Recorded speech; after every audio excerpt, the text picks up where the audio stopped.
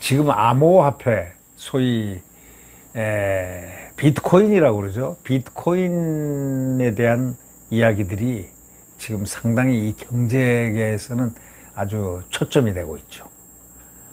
이 암호화폐가 이렇게 이 세계적으로 이렇게 문제가 되고 있고, 또 이 암호화폐는 과연 어떨 것인가, 암호화폐의 미래가 어떨 것인가, 이거에 대한 논란이 정말 뜨겁습니다. 아무도 이 정답을 모르니까 말이죠. 정답이 나오지가 않는 것입니다.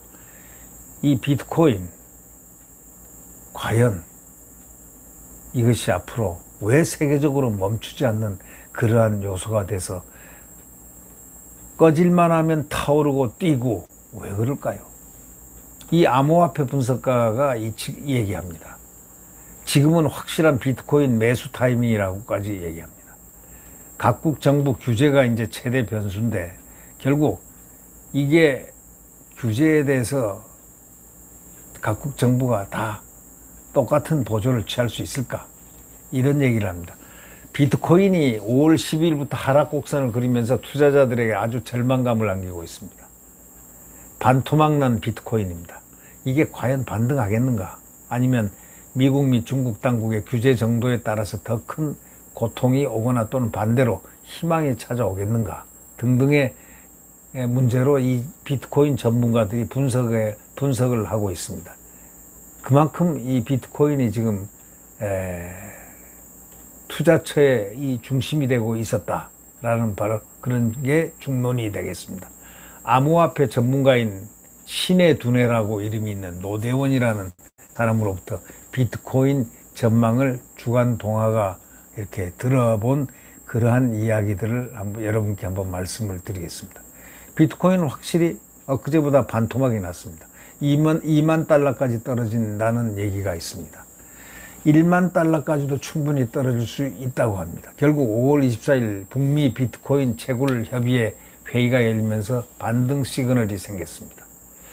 이 중국에서 규제를 시작한 비트코인 채굴 주도권이 미국으로 넘어가는 양상입니다. 자, 올해 안에 1억 원까지 반등할 수도 있다는 얘기입니다. 현재 비트코인 시장 2017년과 비교되고 있는데, 당시 4분의 1 토막이 난 비트코인이 회복하는데 3년가량 걸렸는데, 이번 비트코인 하락이 단기 하락이라면 5월 말부터 회복하기까지 한 2달 정도 걸린다고 전문가는 내다보고 있습니다. 대세가 하락이라면 회복하는데 3년가량 걸릴 것이고, 대세가 아니고 단기간의 하락이라면 5월 말부터 회복까지 한 2달이 걸린다, 이렇게 얘기를 하는데 어느 말이 맞는지는 모르겠습니다. 코로나19가 종식되면은 주식이나 암호화폐 등 리스크 자산에 들어간 그 유동성이 실물 경제로 돌아가야 하기 때문에, 실제로 5월 중순이 미국 당국이 백신 접종 완료한 사람은 마스크를 쓰지 않아도 된다고 발표하면서 비트코인이 아주 급락하기 시작했다는 겁니다. 암호화폐에 묶여있던 돈이 실물 경제로 이동되면은 자연히 하락이 시작될 수밖에 없지 않겠습니까?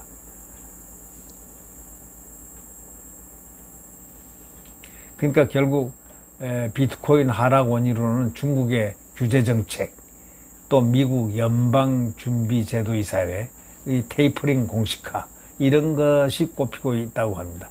중국 정부가 채굴장을 갖다 규제를 발표했지 않습니까? 미국 비트코인 시장에는 어떤 영향을 미치냐, 미국으로 주도권이 넘어갔다고 밖에 볼 수가 없죠. 지금 비트코인 투자자들이 600만 가량 넘었다는 그런 이야기도 지금 들리기도 합니다. 결국 이 지금 노련한 이 분석가는 이렇게 얘기합니다. 특별한 규제가 추가되지 않는다면 승부처는 남아있다. 문제는 각국 정부의 규제다. 정부가 규제를 만약에 각국 정부가 하게 되면 그 정도에 따라서 비트코인이 살아남느냐 아니면 오래 가느냐 이렇게 문제다 이렇게 얘기합니다. 대부분 블록체인 그 기술, 소위 4차 산업의 원동력이라고 할 수 있는 블록체인이 주류인 이 비트코인이 과연 중국 생각대로 없어질 수 있을까? 그렇지 않다고 보는 그런 견해들이죠. 다시 확산된다. 다시 튀어오른다. 반등한다. 이런 것이 전문가의 예상이라고 본다면 이 비트코인의 그 실체가 무엇일까요? 이 비트코인은 상당히 어떤 차원에서 보면은 미래의 화폐, 미래 재산의 가치 이렇게도 얘기를 하는 그 측면이 만약에 더 확대된다면 소위 이 비트코인의 운명은 어떻게 될지 아무도 예측을 못할 것 같습니다.